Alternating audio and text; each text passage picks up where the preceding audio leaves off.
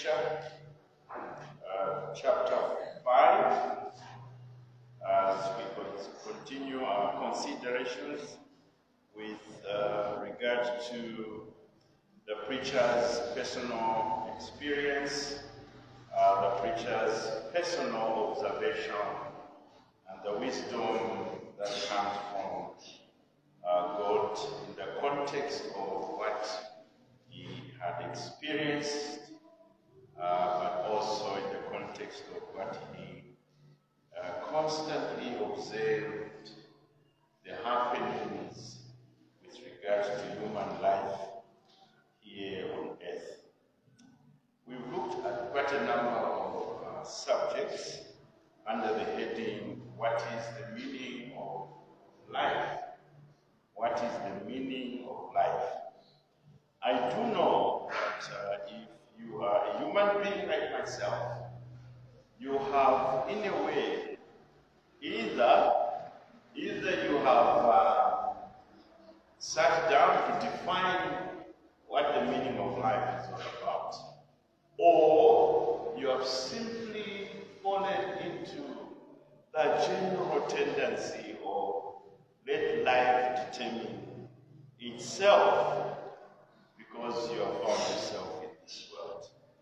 But the others also who have sat down and reflect, they grow old or have more experience in life and say, why am I here? Where am I living? What's the purpose of life? And the others who are simply saying, I'm here on earth. Come what may, we enjoy or we face it.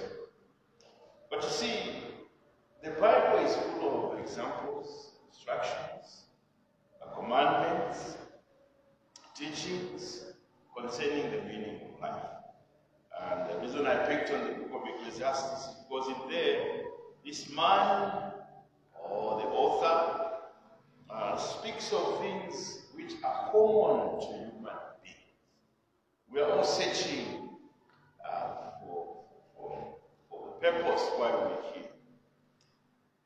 In chapter 5, he touches something from verse 10 through to chapter 6, verse 12, with regard to riches. With regard to riches, money, abundance, with regard to the material world we live in and where we try to find satisfaction.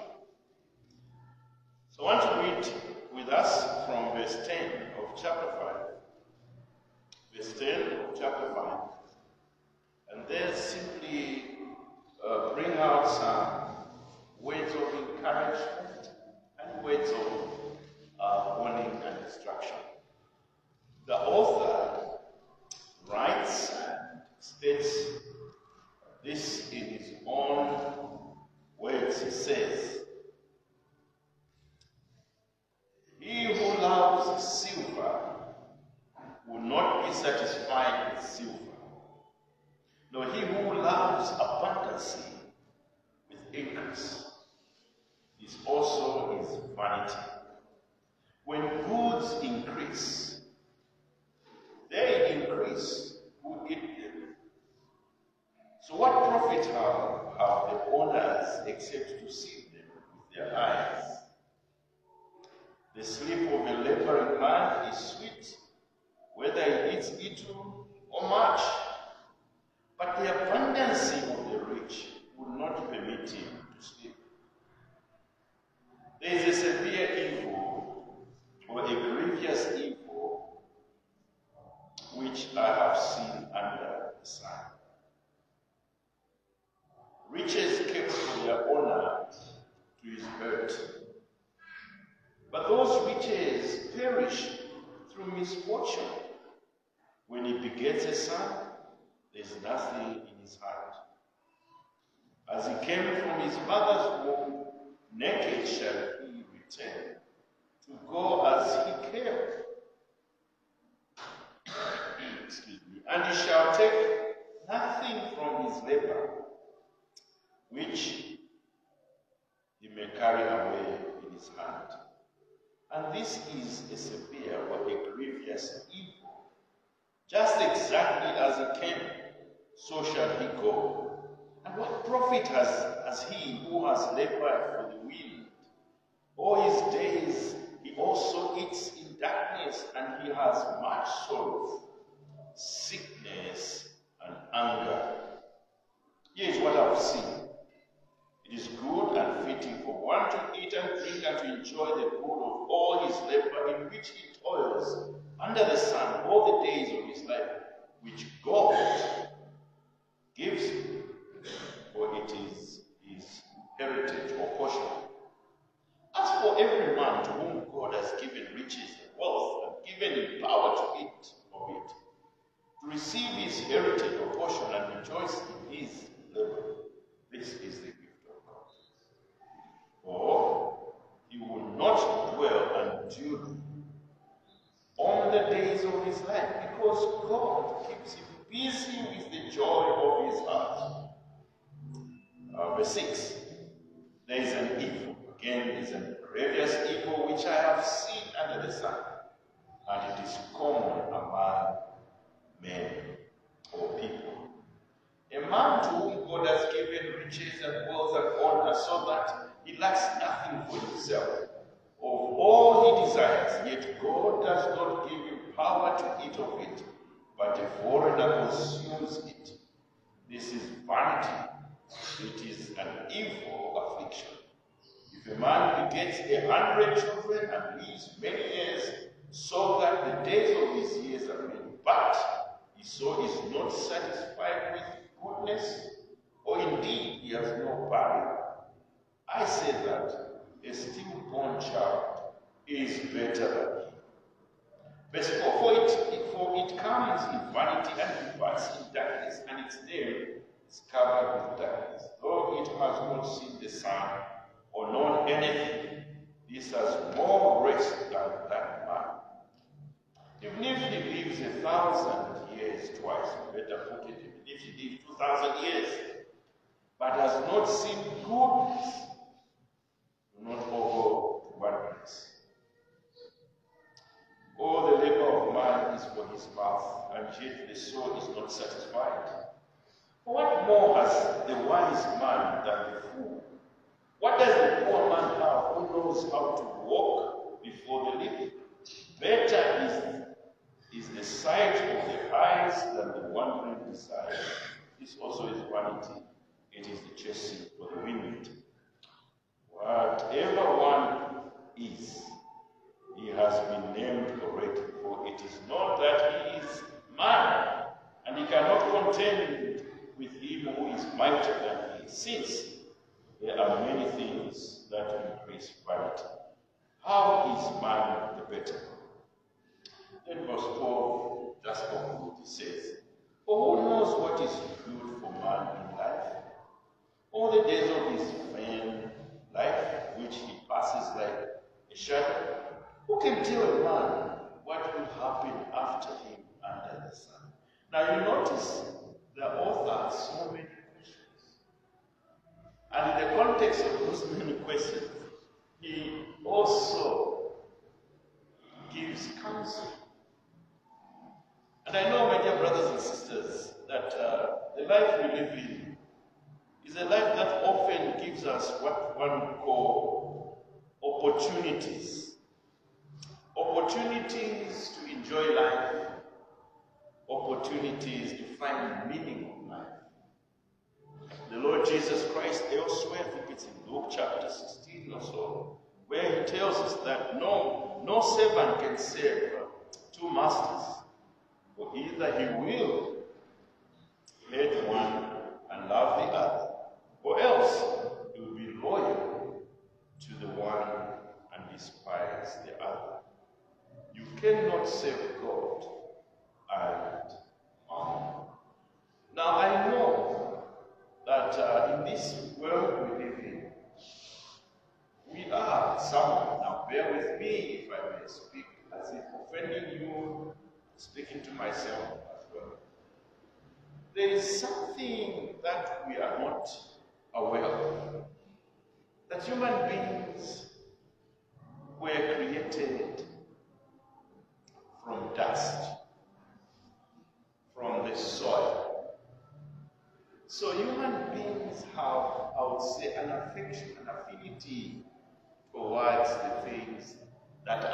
the soil, things that are of the earth.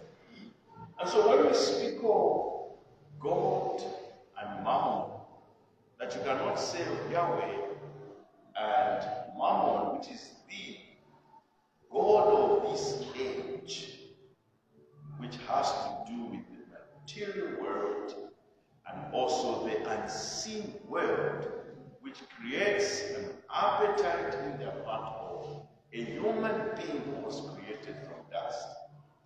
We don't realize that, and I'm saying not to offend people, we don't realize that all of us, without exception, one way or the other, love the material world. We are so engrossed in it, forgetting that these things which God has given to us is a gift, as He speaks here. Our heritage, our portion to enjoy as we serve Him and live this life. And it's not an end to itself. Show me any man or woman who does not spend time to think of material. Then I will show you an angel of that person. And this is why the author, the preacher, brings out his observations. We noticed these observations, some are based on his personal experience, and others, like we have said, from other people's experience. He comes to a point where he speaks of what he refers to a grievous evil, something that is severe, a disastrous, a serious evil. And I want you to see what that grievous or severe evil is being referred to. Just read verse 13 of chapter 13, chapter 5. And he says, there is a severe evil which I have seen under the sun. It's a severe evil which I've seen under the sun.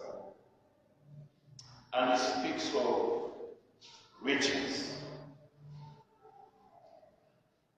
In verse 16, again he says, and this also is a severe evil or a grievous evil. Again he speaks, what profit has he who has labored for the wind? And he also eats in darkness, in sorrow, in sickness, and in hunger. And then in chapter 6, he speaks of the same grievous evil. Verse 2. And a man to whom God has given riches and wealth and honor, so that he lacks nothing for himself and for all that he desires. Yet God does not give him the power to eat of it, but a foreigner comes and consumes it. This is vanity, and it is an evil affliction.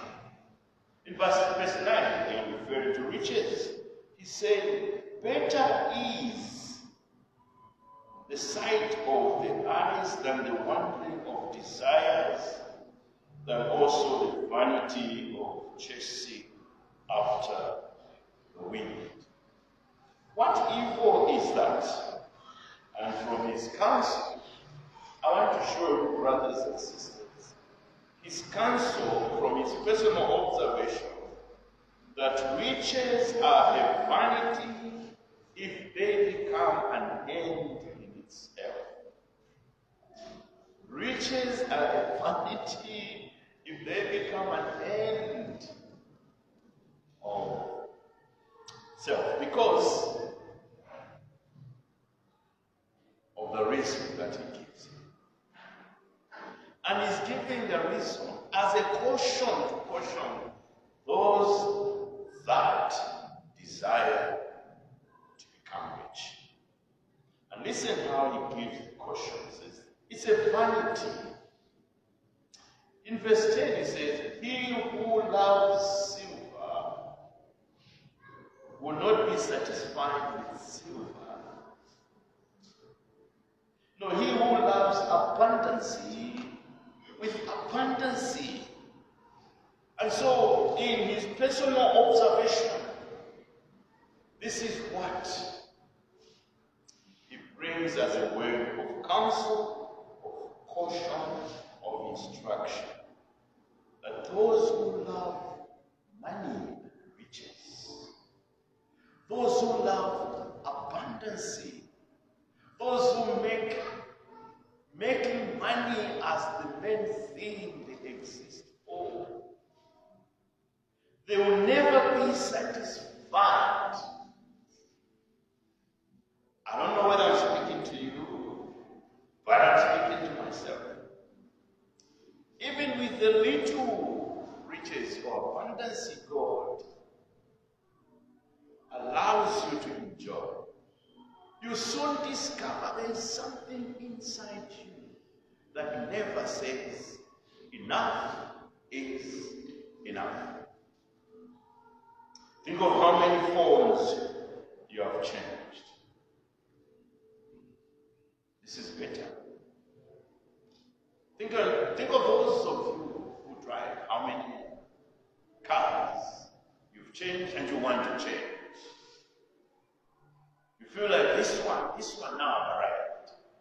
Then lo and behold, another version comes and says, now. Think of clothes and fashion. Think of, like, if you're like me who enjoys wearing watches. You know, some people these days they say I won't wear a watch. I love watches. Think of, you can change shoes, suits, gadgets. The truth is this: riches. Those who love riches, those who love silver, those who love abundancy will never be satisfied. There will not come a time, there will never come a time, or a time when you say, it's okay now it's okay. You are made from dust, from clay. There is something about the heart of a human being in its fallen nature that loves things, that loves sweet things, comfort, pleasure, you know, just luxury. There's something about us. That's who we are by nature. In fact, even before the fall, we were blessed to take care of this world and to enjoy all its fruit and blessings. Even after the fall, that has not changed. In fact, that has even multiplied because of this part of the human heart, which is selfishness. You can keep amassing wealth. The appetite will not be satisfied. You keep on having appetite, and which leads, may I say, to more and more sin of covetousness. And that's the counsel he gives. He who loves silver will not be satisfied with silver. No, he who loves abundancy with abundancy. You find someone, or you've got two houses, 3, 4, 5, 10. Now you can't count. But why? Do you even know? I remember a story of someone who's a very rich man in Zimbabwe. Whichever house he admires, he offers. And if you don't want to sell, the offer will be so sweet because every human being loves comfort. Say, I will buy this house and buy you another house of your choice because I want this house. And it so happened, the story goes, one day he was driving through Harare with one of his workers who manages his estate. And then as they were passing, he says, yeah, this house, we should get this. And the one who manages says, boss, this is your house as well. You start to think you never get satisfied. You may end up buying your own house. That's the counsel He who loves silver will not be satisfied. Brethren, that's the truth. Now listen, before you think he's condemning riches or silver or gold, he says, he who loves. That's the key. If you are so given to this appetite to own, that's where the problem is. Having riches is not a sin in and of itself. It's not. It's not. In fact, those who work hard, God will honor and reward them for their hard working. It's not. We have good examples of men who were very rich from the scriptures. If you turn to Genesis and read with me chapter 13, you're talking of a man who was not just rich. The Bible says he was very rich. This man called Abraham, man of faith. Abraham, who became basically the person whom God started to work through his great promise. We are told Abraham went up from Egypt, and his wife and all that he had, and Lot with him to the south. And Abraham was very rich. The Sangalanda very rich. Abraham was very rich in livestock, in silver, in gold. He was very rich. So God does not condemn riches, not at all. He will honor and bless your hands that are hardworking, your business if it is legitimate. He will honor and bless. And if you want to read another example, is David in 1 Chronicles. In fact, with David, his riches were countless. Abraham, you can talk about David. Just turn with me 1 Chronicles, just to read it. The issue is not riches. It's the love. 1 Chronicles chapter 28 and verse 10. In there you see, again, a man who, he in fact is speaking of his own riches. It's not somebody now making a comment. His own riches, and this is how he puts it. And sorry, not Abraham. David, verse chapter 28. Let me just read. I don't want to read, it's just quite a lot there, but let me just read verse 10.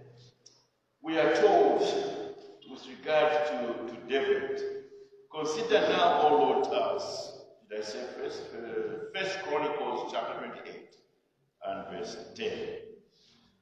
Consider now, for the Lord has chosen you to build a house for the sanctuary. Be strong and do it. Then David listened to the kind of riches he gave. And he gave from abundance of the riches God had blessed him. And David brought these riches and the plans for what God had given to him. Now, just read with me verse 14. He gave gold by weight for things of God, for the all articles to be used. Silver, those that needed silver. And for the lampstand of gold. And he goes on in verse 16, by weight he gave gold for the tables. Verse 17, also pure gold for the forks, the basin, the pitchers. Verse 18, refined gold by weight. You can go on and see. These are kind of riches which you rarely find, even with those who try to amass wealth. It's not riches that have been condemned. It's the love. So if there's this appetite for riches, a desire for riches, the caution the wise man, the counselor is giving you will never be satisfied. But they will keep increasing the appetite. This all appetite, which finally will consume. And listen how he goes on to explain now what this appetite for riches, this love for riches will do to you. And that basically gives an illustration, which he refers to as a grievous evil. That illustration, that's what you see in verse 13 through to 17. There is a severe evil which I have seen under the sun. Riches kept for their honor to his hurt. Instead of riches really to build you, and that you enjoy these riches, they end up hurting your life, ruining your life, and making you become even miserable. And in verse 14 it says, but those riches perish through misfortune.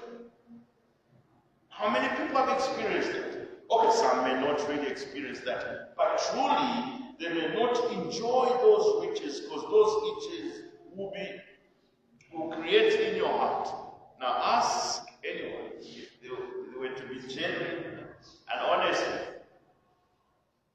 The richer you become, the more complicated your life becomes. The more insecure you become. The more heartaches you have. The less you sleep, and that's basically what he said. You know, those who have little can comfortably go to bed. The sleep of a laboring man is sweet, whether he eats little or much. But the abundance of the rich will not permit him to sleep. Now, this is what he has observed. So don't say, me, I'm okay. It's okay you say you're okay. Just wait. That in the night you are calculating the profits and the loss. The night you're thinking, how will I protect my business? The night you're thinking, now Zedarai has to come. The night you're thinking, no, the one who is not there just sleeps. And you end up like he puts it. If you basically read verse 17, all his days, he also eats in darkness. Now that's a picture. It doesn't mean it's a picture that there's no joy. He has much sorrow and sickness and anger, and yet he's a rich person. He's simply painting a picture that this is what riches will do to you if you think riches will give you a satisfaction. We are not saying we're condemning riches. We're not saying it's not good. God will honor your labor, your hard work. And in fact, Christians need to be the best examples of hard workers. It's true, like someone said, if we were to be true Christians, we should be hardworking. And when we think of those who are rich in our land, the world, the first on top should be Christians, because we know God, and God blesses our hard working. But unfortunately, riches have this in themselves: to get to your heart, to destroy your soul, to the point whereby there's just turmoil, there's no rest, no sleep, and no enjoyment, but plenty of misfortune.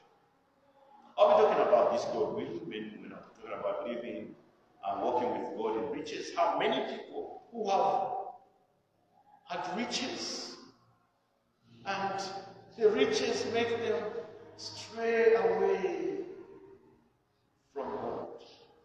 Riches make them to feel as if they have arrived, until a misfortune. So the preacher is saying, be sure, riches will not satisfy your soul. But then he also presents another part which is even more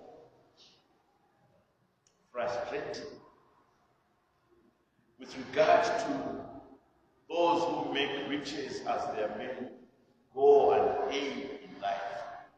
In his observation, he makes another part. Not just that instead of you enjoying, you are full of pain and sorrow and sickness, and in darkness you seem to enjoy. It's a picture of things are not okay. He brings forth another fact of life.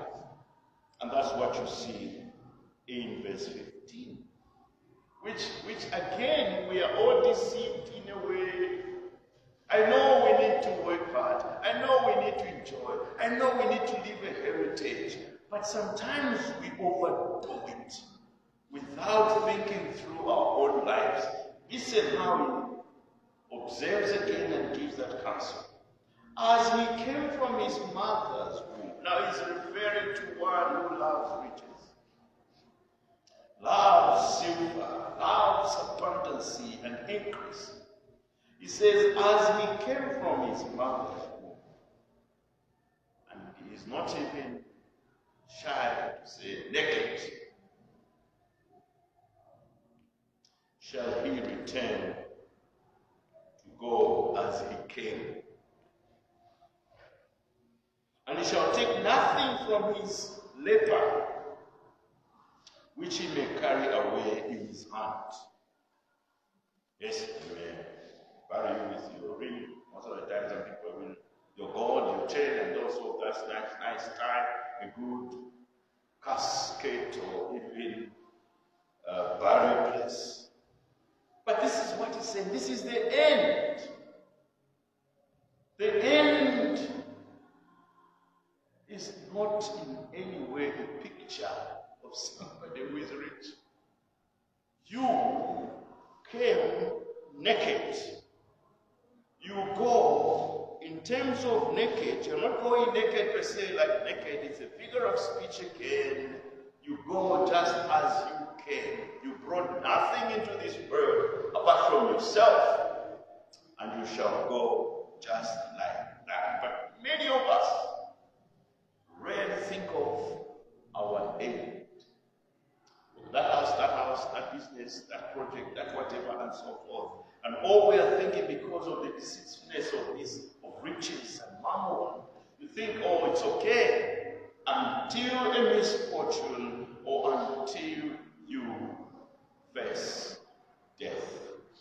Then you realize that just as you came, you shall return. And sure, what value then are riches if at the end of it all you go back to the grave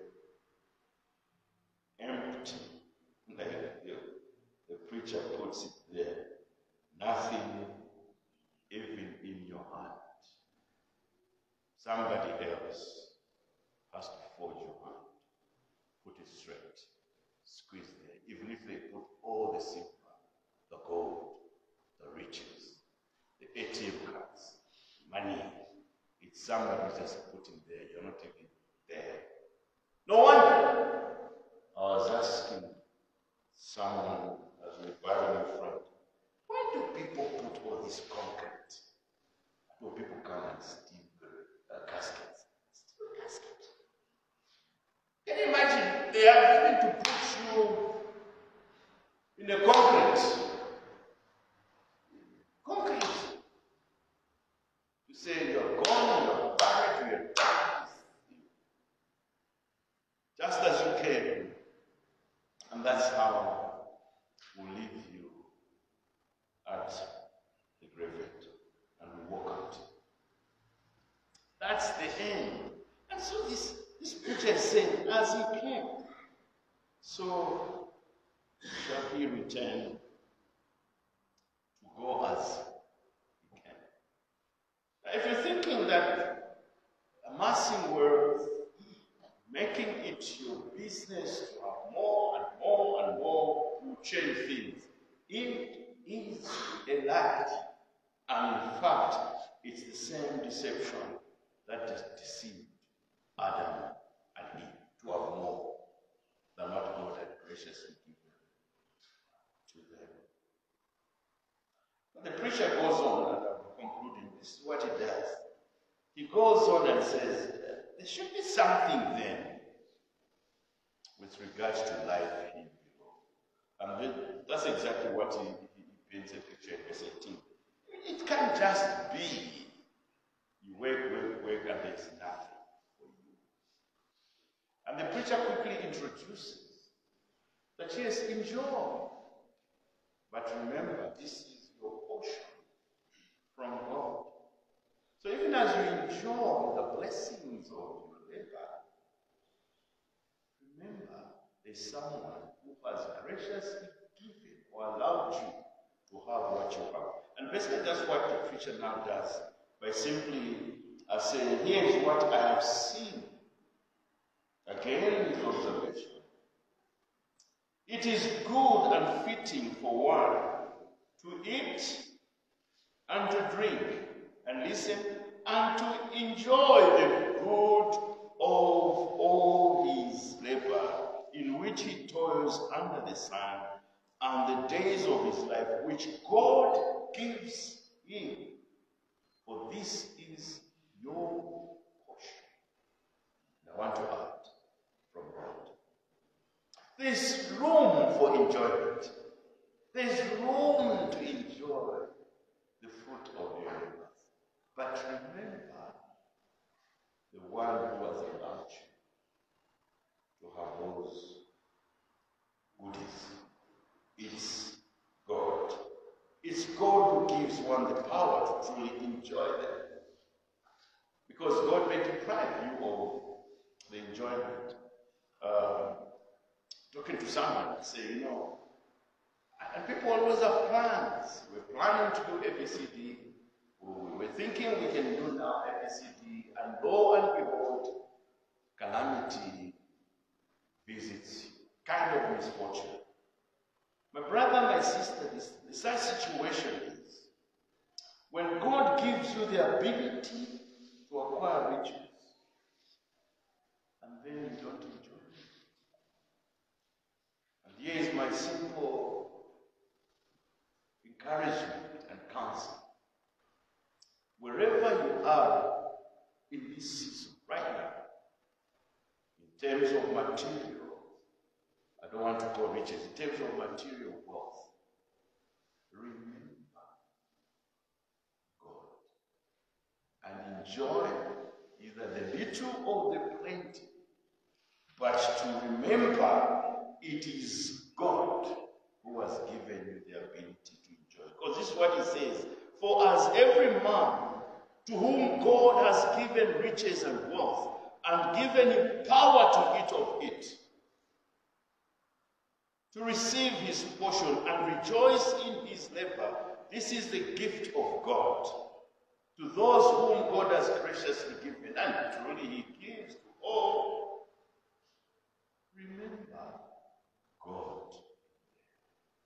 And if you remember that it's God who has given you the ability to make wealth, it's God also who gives you the power to enjoy it. Because just a few verses down there, you see that a man whom God has given riches and wealth and honor, so that he lacks nothing for himself of all the desire, yet God does not give him power to eat of it. So there's space there. When God blesses you, enjoy life. I think I remember preaching this some time ago. There's room, my dear brothers and sisters, to enjoy the blessings of God.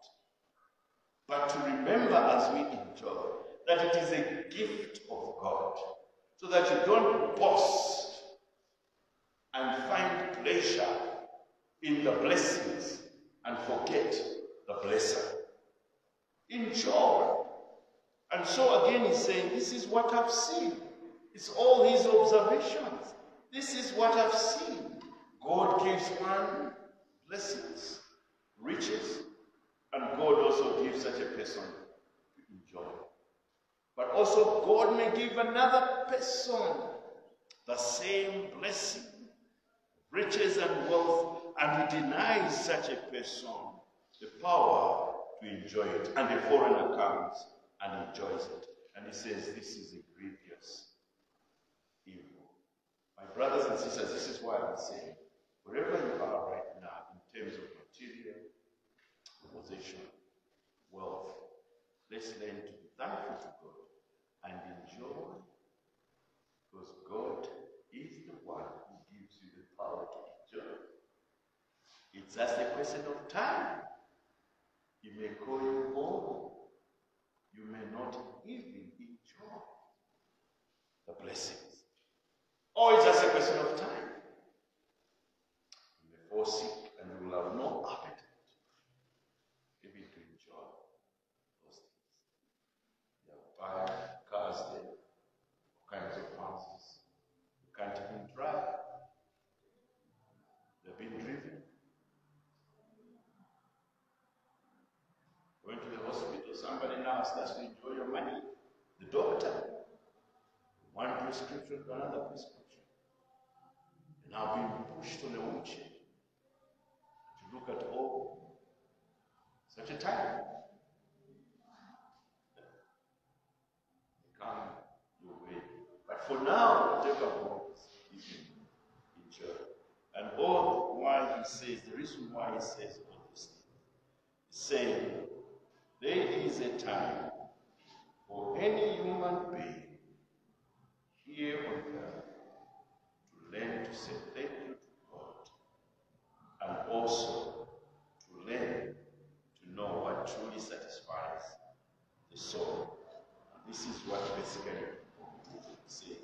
Even if a man lives 2,000 years but has not seen goodness, do not all go to one place.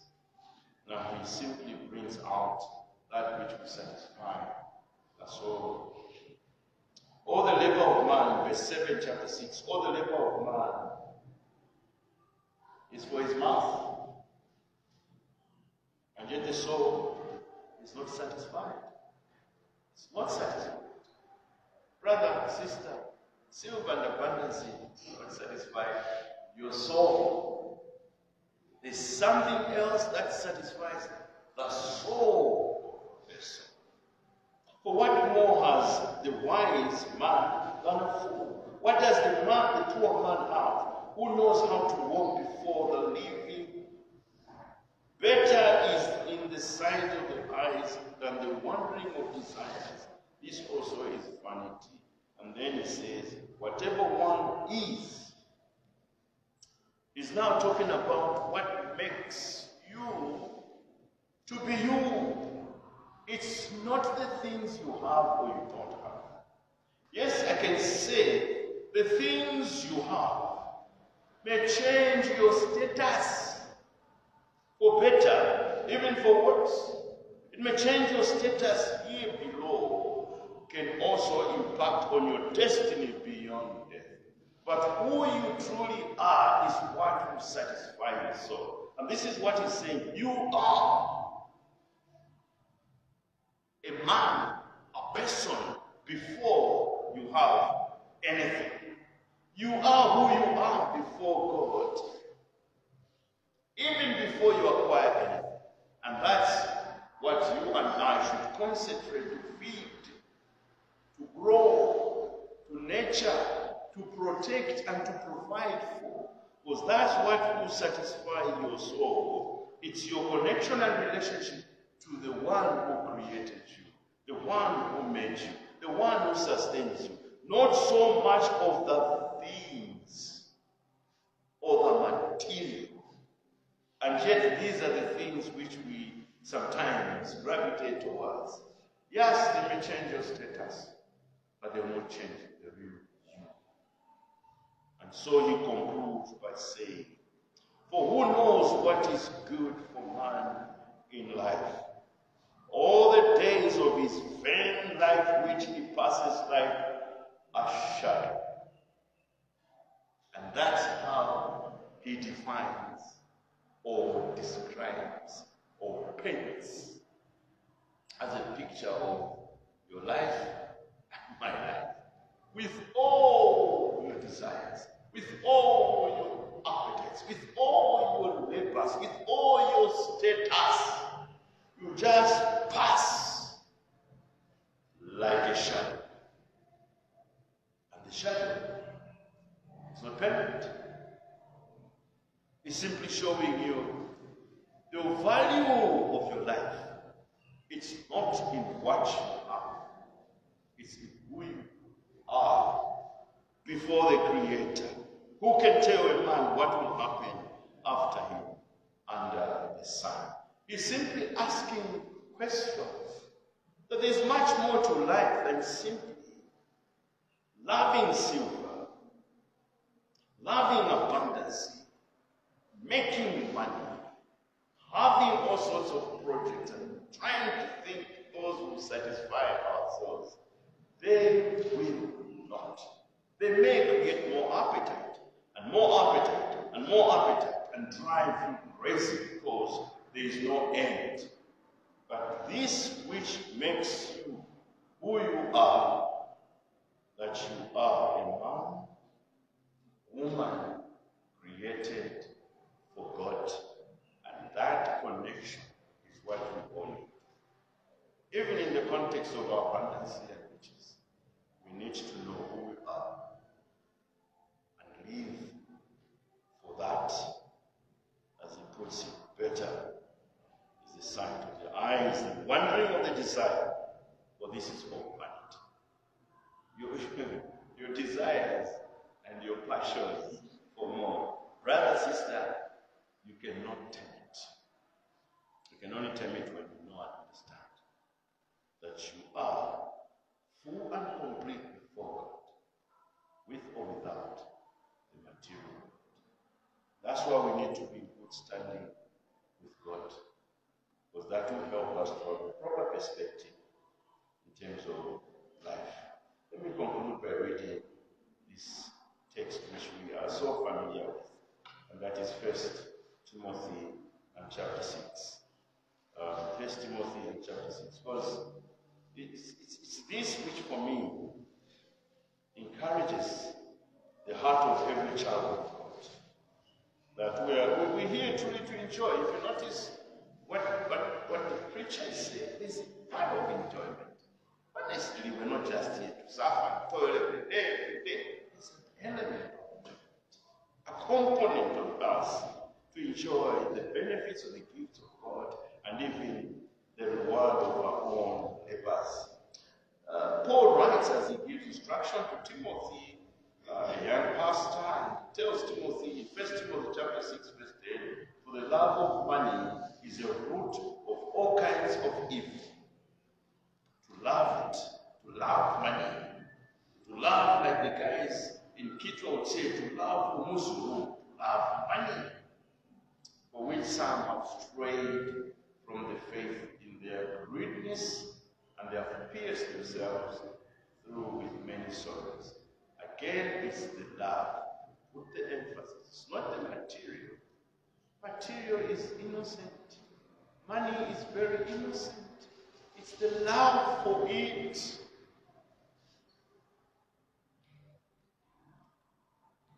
Then he gives the counsel down there in verse 17. Knowing that we all need material. So he says, command those who are rich in this present age. Now the rich there, it's material. It's not spiritual richness, it's material. It's riches which are material, physical riches. Not to be so proud and haughty. Not to trust in the material, in the riches. For these riches are uncertain. But to trust in the living God, who gives us richly all things. I love the way the Apostle Paul just plays around with the word rich. For the love of money, command those who are rich. These riches, they should not really be our anchor, our hope, but in the living God. That God who gives us richly things or material to enjoy. There is room for enjoyment, family. There is room for enjoyment.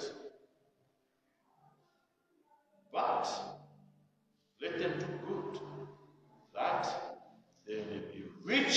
Again, see the way he uses the word rich. Rich in good works.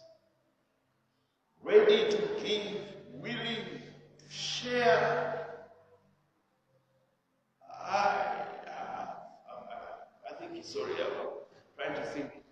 A long time ago in 1982, some of you were not even born. I read this statement from a man called Charles Swindoll, and he says, there's no way a Christian will become like the word they use with due respect, stinking rich. There's no such a thing.